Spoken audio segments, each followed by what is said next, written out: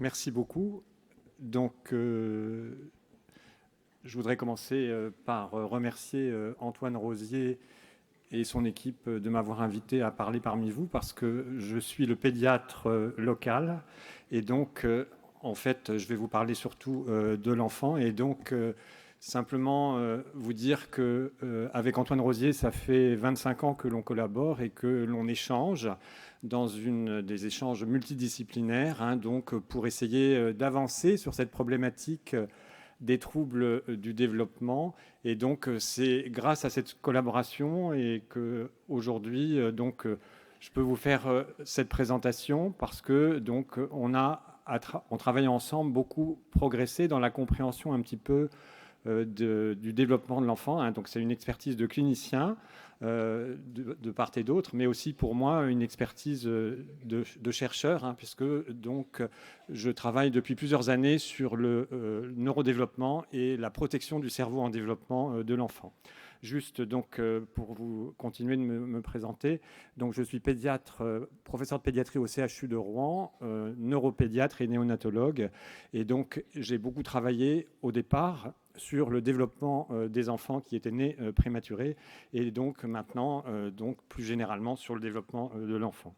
Donc voilà. Donc la question qui m'est posée, elle est énorme. Hein, donc vous savez, TSA, TND, enjeu du diagnostic précoce, c'est évidemment un challenge impossible de répondre en quelques instants à cette question. Donc moi, ce que je voudrais vous apporter, c'est quelques éléments de réflexion par rapport à mon expérience.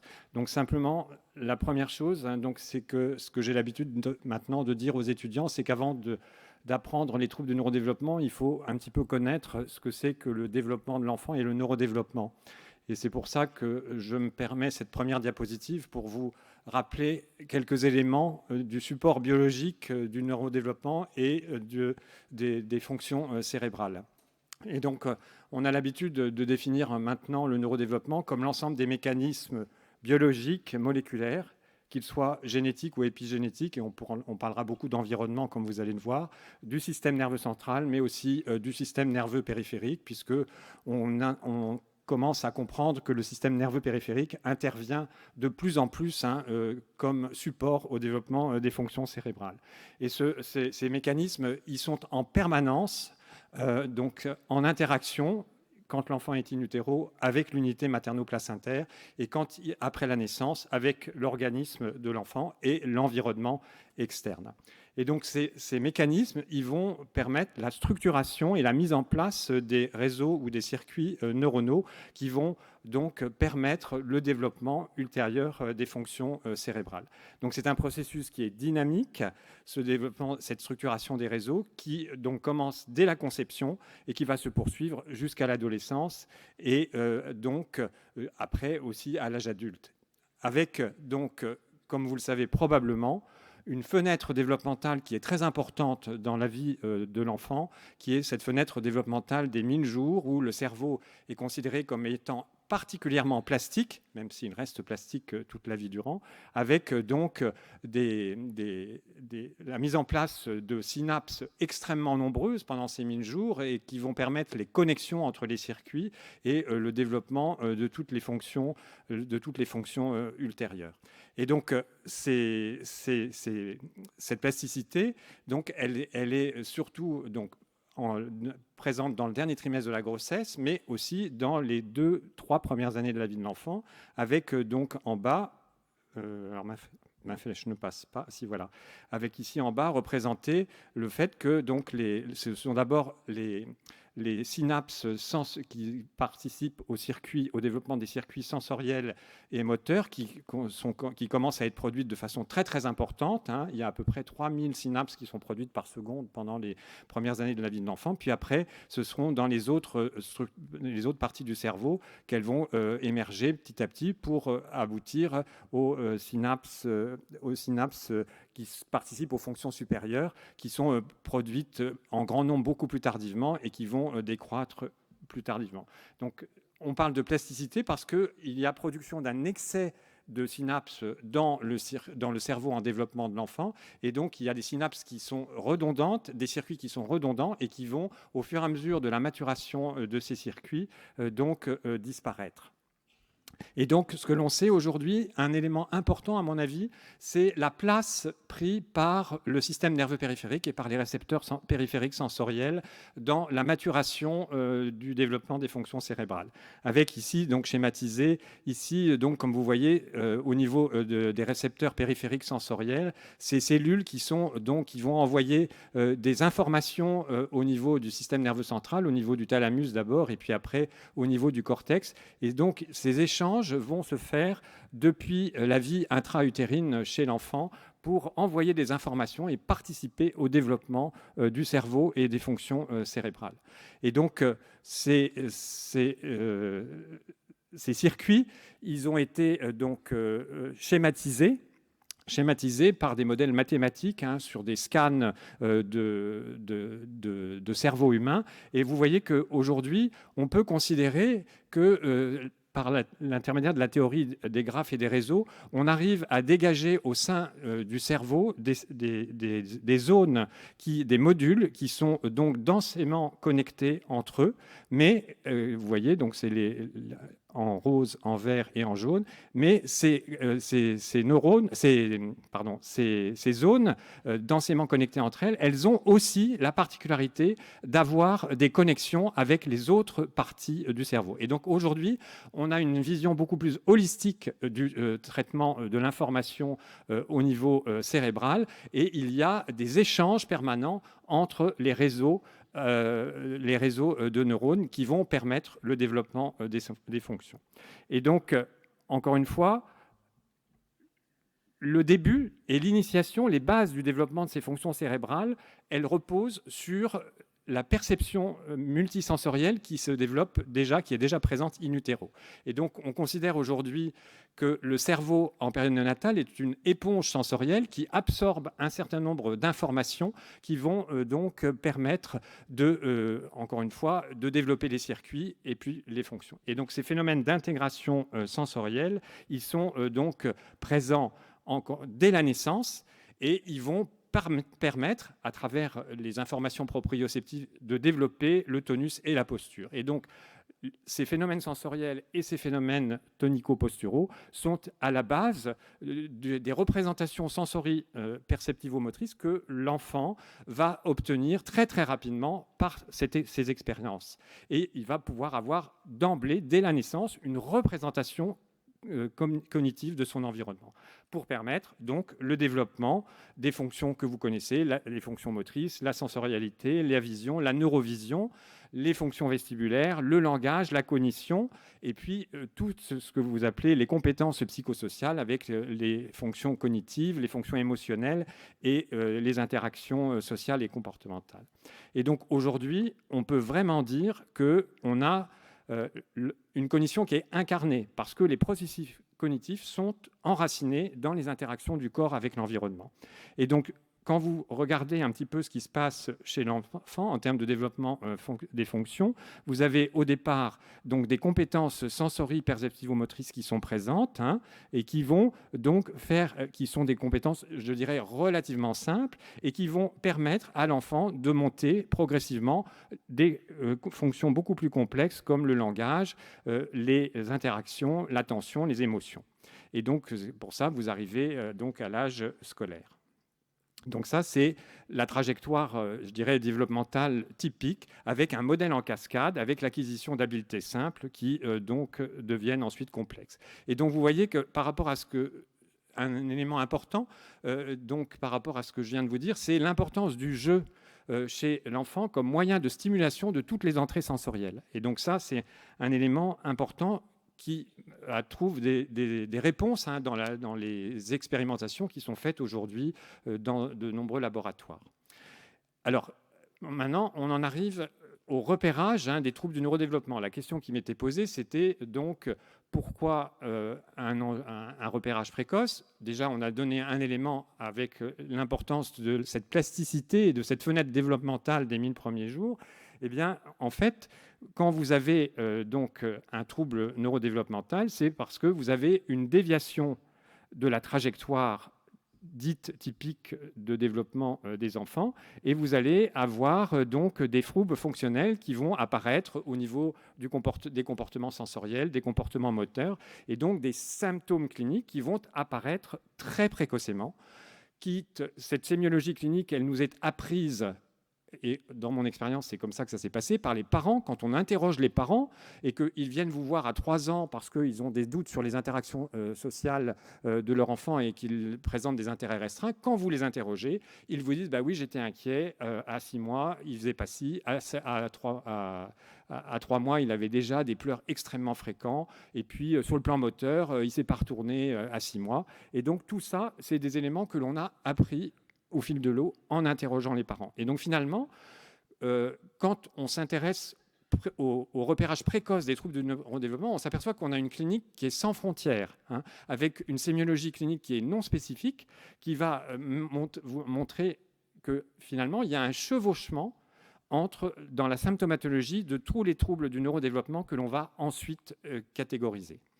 Et donc, ce qu'il faut dire tout de suite, ça pour introduire la présentation tout à l'heure d'Amaria, c'est que ces troubles du neurodéveloppement, ils surviennent donc du fait de l'addition d'un certain nombre de facteurs de risque, qui sont des facteurs génétiques, mais aussi des facteurs épigénétiques et des facteurs environnementaux. Et c'est la conjugaison de tous ces facteurs qui fait que l'enfant va voir des habiletés qui vont être déviantes par rapport à la norme. Et donc, d'où l'importance de bien repérer ces facteurs de risque. Et donc, Amaria vous en parlera tout à l'heure.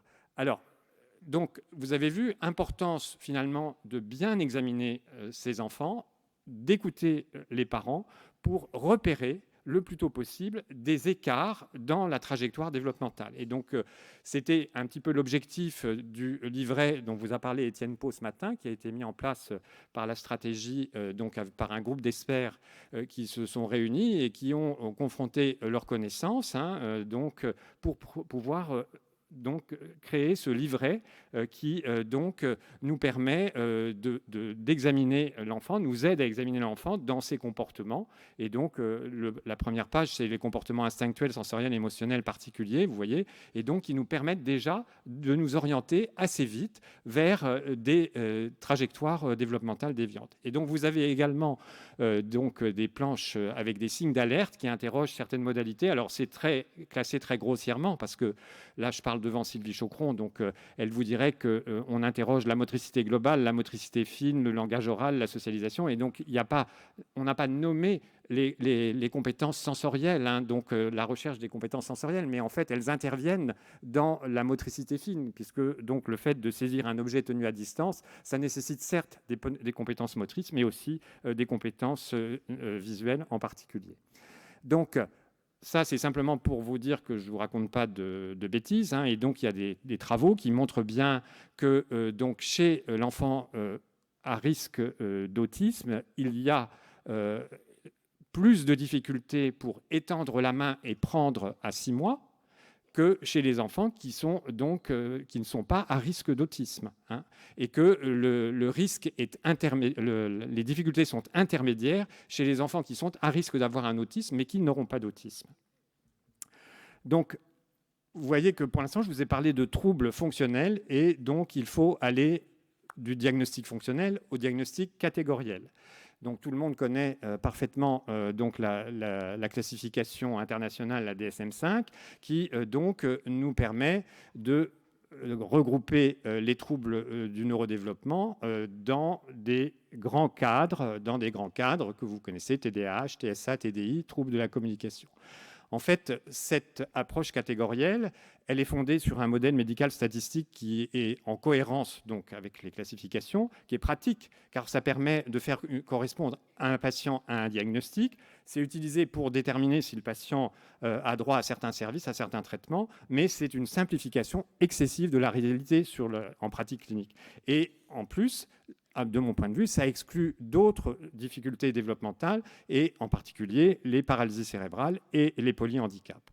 Donc, en fait, vous voyez que la perspective que je vous apporte par rapport à cette trajectoire, c'est une perspective développementale et dimensionnelle et qui nous permet de dire que finalement, le trouble que l'on va catégoriser, que l'on va observer, il est considéré comme l'extrême d'un spectre de comportements qui conduisent à un écart significatif dans la trajectoire. Et ça, c'est vrai que c'est plus consistant avec les réalités cliniques.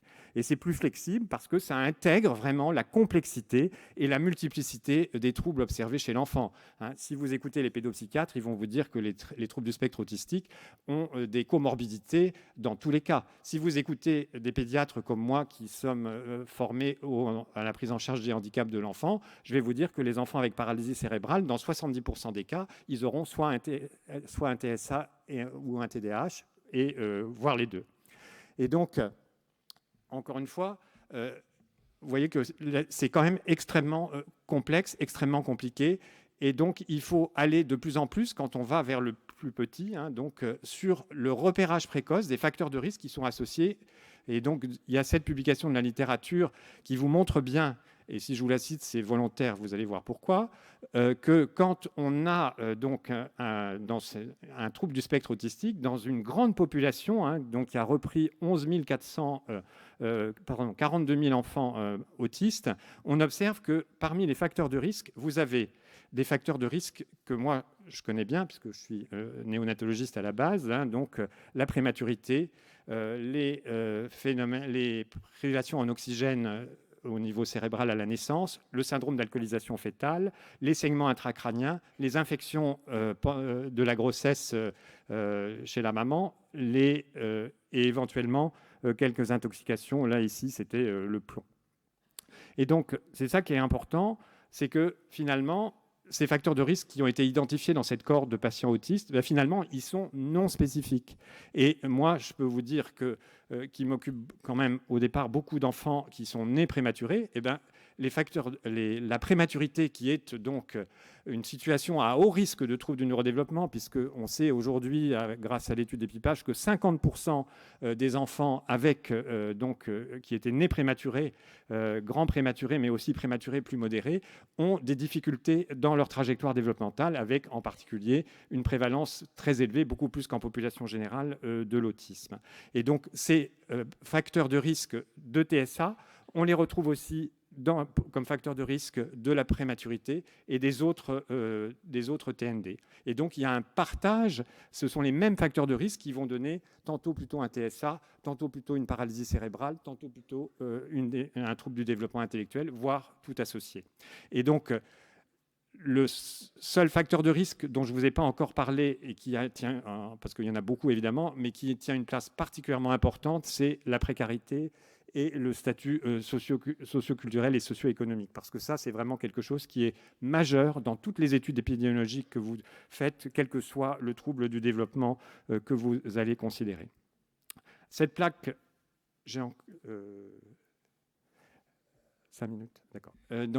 Cette plaque pour vous montrer que aussi rien n'est jamais figé. Donc les compétences neurodéveloppementales d'un enfant qui est considéré donc comme ayant plus ou moins de difficultés à un moment donné. Et donc là, dans ce travail-là fait par les Américains, c'était à 2 ans chez des prématurés qui étaient nés avant 27 semaines. Vous voyez qu'il y a, quand on refait la même étude on évalue leur développement à 10 ans, et bien vous voyez qu'il y a des changements. Et que ce n'est pas figé complètement, et qu'il y a des enfants qui avaient un trouble considéré comme profond donc à 2 ans, qui vont évoluer vers des troubles du neurodéveloppement plus légers, voire pas de troubles du neurodéveloppement. Donc c'est la même chose. Donc il y a des papiers très intéressants qui ont été publiés récemment dans la revue de pédiatrie qui montre les trajectoires de 71 000 patients autistes entre 1992 et 2016, avec 6 trajectoires de communication différentes et 6 trajectoires et 7 trajectoires de sensorialité. Donc,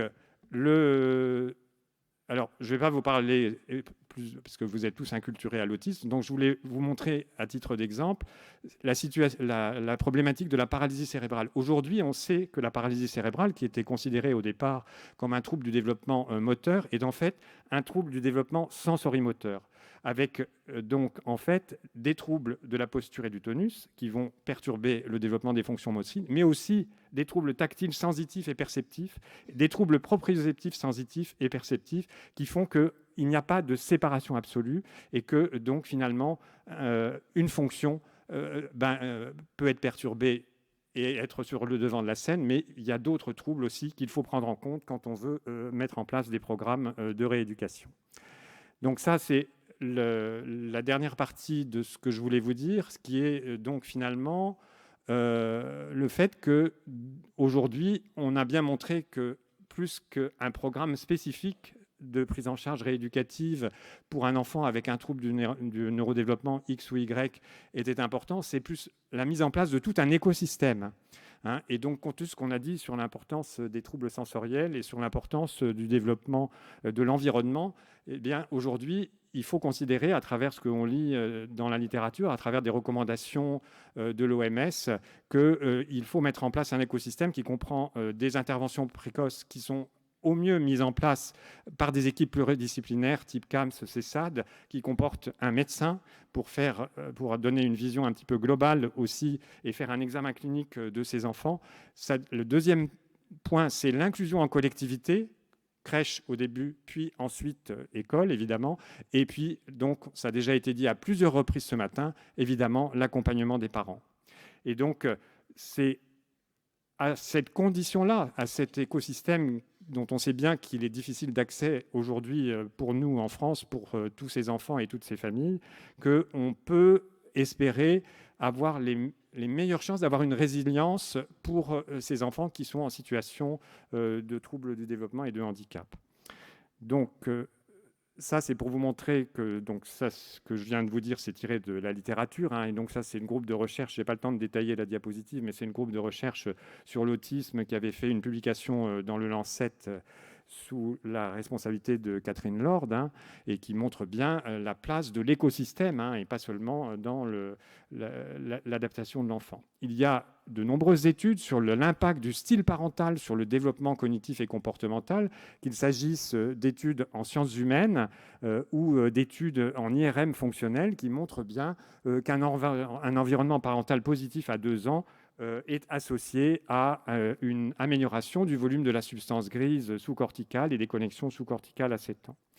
Et donc, de ce fait-là, vous comprendrez assez bien qu'il faut absolument qu'on arrive à développer un peu plus nos programmes de guidance parentale et de formation des aidants dans le champ des TND. Et donc ça doit être une recommandation de bonne pratique. L'objectif étant de valoriser les compétences éducatives parentales, de soutenir les parents dans la compréhension du fonctionnement de leur enfant et des techniques à mettre en place, et de favoriser des espaces de parole pour les aidants.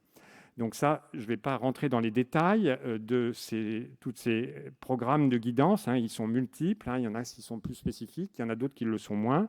Et simplement, ce que je voudrais vous dire, c'est que, en tout cas, nous, pédiatres, nous avons pris en compte ces données pour développer dans les services de néonatologie les soins de développement pour ces enfants nés prématurés, qui sont aujourd'hui des standards de soins et qui sont en fait un ensemble de stratégies environnementales et comportementales qui visent à prévenir les dyssimulations et à adapter les sollicitations sensorielles de l'enfant pour développer ses compétences. Donc ça, il y a des techniques.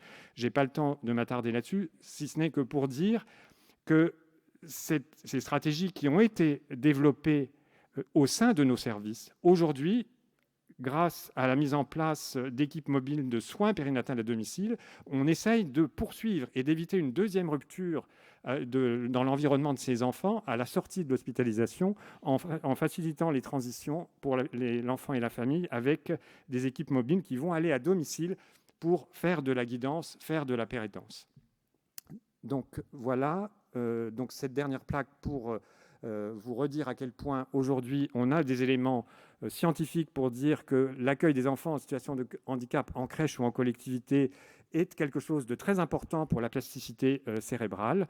Et donc voilà, je vais m'arrêter là, simplement pour redire et pour insister sur la nécessité d'avoir une politique très incitative sur la promotion de la santé de l'enfant en développement, qui est axée sur la formation, ça a déjà été dit, hein, sur la connaissance, sur le développement de l'enfant et les troubles du développement, qui s'appuie sur les sciences cognitives et sur la médecine expérientielle, et surtout sur ces facteurs de prévention, donc avec la diminution des facteurs de risque dont va, je pense, vous parler ma collègue après, dans une prochaine intervention, ma collègue Amaria.